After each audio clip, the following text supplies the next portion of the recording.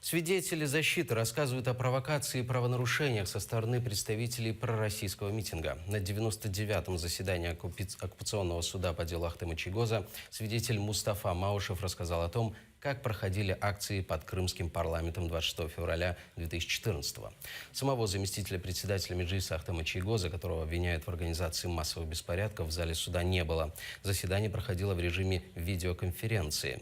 Но после обеда электричество в суде и СИЗО выключили. Заседание перенесли на завтра.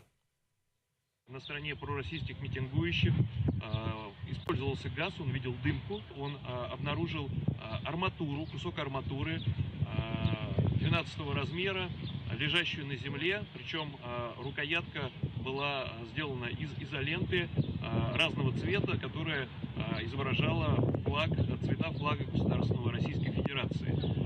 Он обратил внимание сотрудника милиции на то, что там имеется эта арматура, однако сотрудник милиции взял и просто выбросил ее в кусты.